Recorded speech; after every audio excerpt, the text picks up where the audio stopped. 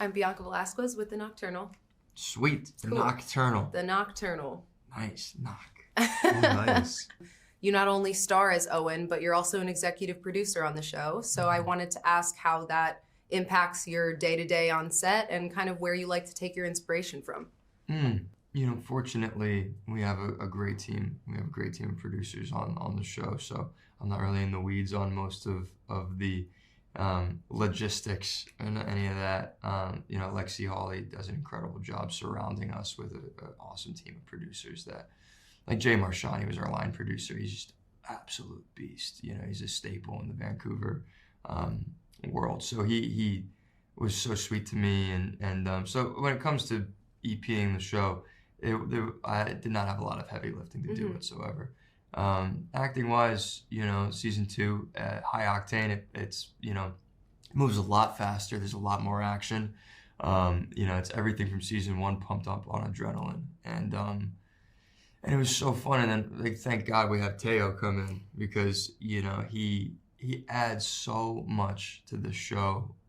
He's got such a soulful presence about him, and we all fell in love with him in past lives, and then again, of course, when we meet in person, and then again when you actually work with him, he's a beast, and we're very lucky to have him. How does the addition of your character kind of challenge Owen's approach to either solving problems or just in general taking on dangerous situations? I think as Chang-gyun, as the character, I'm totally not aware of it because he's like head on.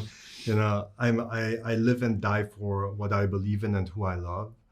But as Teo, I can tell, like yesterday I rewatched it and I was like, oh, I wasn't aware of it while I was acting it, but then he might have been a bit inspired by my character, and that's why he comes and does something what Chang-gyun doesn't expect. I don't want to give too much away, but it's kind of like a truly bonding kind of brotherhood type of experience in the end. Absolutely. Yeah, I think you're right. I think Owen's constantly trying to data collect and learn while he's going through this world because he's fairly fresh to it. He's still, I think in the first episode of season 2, he's like 2 weeks in on the job, if that. So he's absolutely stealing moves from Chang-gyun, who's an extremely cunning, very clever, experienced NIS officer. The NIS is the equivalent to the CIA, but in South Korea. What's it like watching that back, and especially the fight scenes between, everybody in the show? It was fun to do. It was so fun to do. And so watching it, you go, yeah! You get to relive it. I mean, I'm always not sure because, we learn the moves and we do the choreography and the stunt doubles are there and do such an incredible job to make the character look great, but that's not us in real life, For sure. right? Not at all. So... Although you do.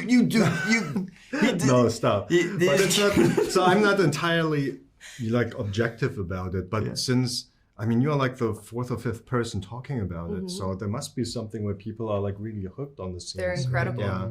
Oh, thank you. Thank you. And last one, if you could choose anywhere in the world for a mission, where would it be?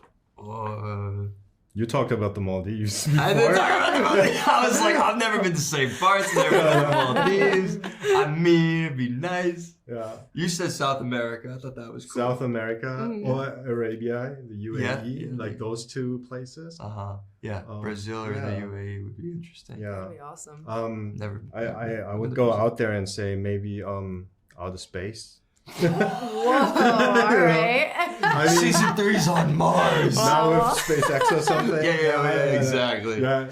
I'm not saying sci-fi. I'm not saying sci-fi, but I'm saying, go to the edge and come back. It's very grounded, quickly. very slice of Can life. you imagine that? Like, oh my God, Owen Hendricks doing something like that? If we do it together, we could go to space. Well, I'm really excited to see what you guys do next. I really appreciate the time. Thank you so much.